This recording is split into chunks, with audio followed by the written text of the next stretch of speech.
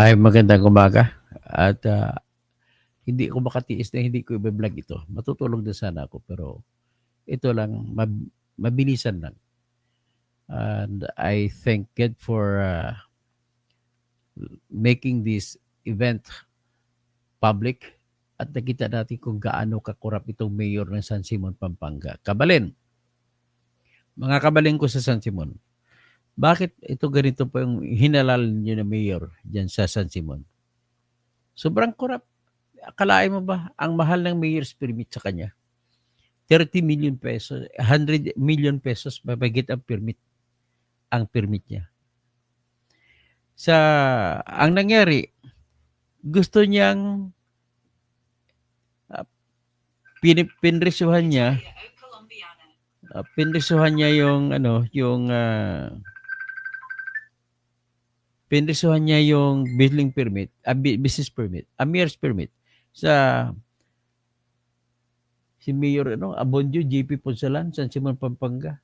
So, pinresyuhan niya ng magkano ba hiningi niya? 100 million pesos. Building permit lang. Hindi niya bibigyan ng building permit yung Real Steel Corporation na manufacturing firm ng mga bakal diyan sa San Simon, Pampanga. Ibig sabihin, kapag pinahirapan mo pa mga negosyo sa lugar mo, ano ang direct casualty? Ang pinakaunang matamaan po niya, yung mga trabahante nila. Pwedeng umatras yung mga investor diyan. Paano pa sila kikita niya kung ang 100 million ibibigay bilang business permit? Marami po yan. Narinig ko yan sa mga ibang siyudad. May narinig din ako dyan na sa Butuan City noon na magpapatayo yung isang soft drink company, magpapatayo ng manufacturing plant sa Butuan City ay hindi na tinuloy dahil ang laki ng hiningi na ng mayor. Yung mayor na yun doon na humingi ipatay na. So hindi yung sa mayor ngayon at saka yung mayor nakaraan na si Lagnada. So ganun ba yung ating Alam mo, yung ganitong pangyayari po ay nagpapakita lamang na sa panahon ni BBM ito nangyari. Ibig sabihin matatapang gumawa ng korupsyon yung mga lokal na mga opisyal natin. Kung ganun sila katapang, ibig po sabihin ay mahina ang ating presidente. Hindi niya na wala siyang sistema para mabawalan yung ganung mga gawain. At ito pala si Mayor Ponsalan, may punong-puno na ito ng kaso sa ombudsman. So ang mga kaso niya, bago itong entrapment operation na ginawa ng NBI sa Clark Freeport Zone, ay marami na siyang naikasong sa kanyang sampa. Kasi talaga palang notorious ito sa business permit scheme. Kapalit daw yung 100 million na business permit niya. Pagkatapos, nahuli siya nung pumayag siya na makipagkita, magbibigay lang muna ng installment na down payment na 30 million. Kaya dahil dito ay sinampan siya ng kaso na robbery. Na maliban dyan, ma-Anti-Graft and Corrupt Practices Act pa na pwedeng kung ano naman pwede. Ang pwede dyan masampa, may robbery, tapos papasok pa rin Section 3 ng Republic Act 3019. At sa dati na siya nasuspindi nung sa may binili siyang lupa para sa munisipyo ng San Simon, land deal controversy. Suspensions will link to questionable land purchase near the Municipal Hall. So walang environmental violations. Yan noong 2024, nagpalabas siya ng mayor's permit sa One Sky Aluminum Extension Corporation, which allegedly operated without environmental compliance certificate. Tapos, administrative case number 01-2024, this case cited gross neglect of duty, abuse of authority, and misconduct. Sinampa rin sa kanya.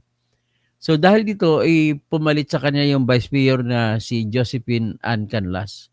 At naging, siyempre, acting mayor siya. So wala yung mayor. Governor's reaction, Pampanga Governor Lilia Pineda expressed dismay. Nalungkot siya. Kasi ang si Ponsalan ay nag-pledge pa daw ng honesty sa DILG event. Mga ilang oras bago siya mahuli sa entrapment operation ng klase nito. Titingnan natin yung nangyari. Ang hinuli siya ng NBI.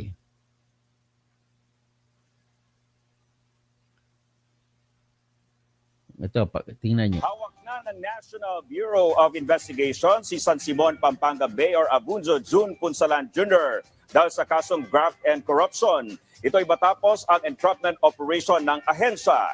Yan ang ulat ni Isaiah Mirafuentes. Tara po, kasama ko muna kayo sa amin. Ayan, tara po. Ayan na, 30 million, no? Huli sa akto ng NBI ang alkalde ng San Simon, Pampanga na si Mayor Abunzo June Punsalan Jr. habang tumatanggap ng pera mula sa isang complainant na hiningan umano ng 130 milyong piso kapalit ang hindi pagkontra ng LGU sa pagtatayo ng steel manufacturing na negosyo ng complainant.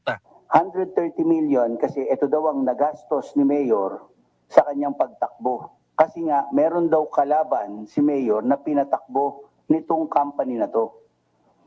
So, balik daw dapat sa kanila, ibalik daw nila yung 130 million.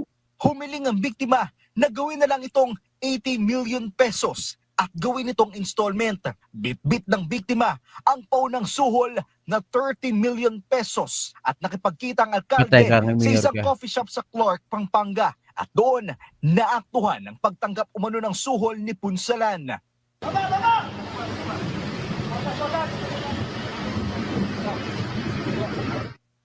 Nagulat nga kami lahat na siya mismo ang lumutang doon sa area para tumanggap ng pera.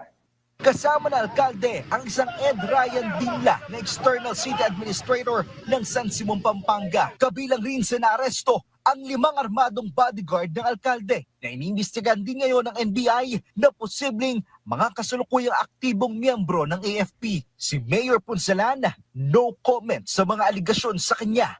Sorry po to answer kasi nasa korte na po yung kaso. Mga abogado ko na lang po ang sasagot. Natuklasan ng NBI na may mga nauna ng kaso ang alkalde. Patuloy namang inaalam ng ahensya kung lisensyado ang mga armas ng kanyang mga bodyguard na naaresto. Maganda ito, nasugpo namin para yung mga investor natin wag matakot dito sa ating bayan. No? Kailangan protectionan natin sila. Maharap si Mayor Punsalan at ang kasabwat na si Dimla kabilang ang 5 bodyguard sa kasong robbery, paglabag sa anti-graft and corrupt practices at illegal possession of firearms. Isaiah Mirafuentes para sa Pambansang TV sa Bagong Pilipinas. Okay ha?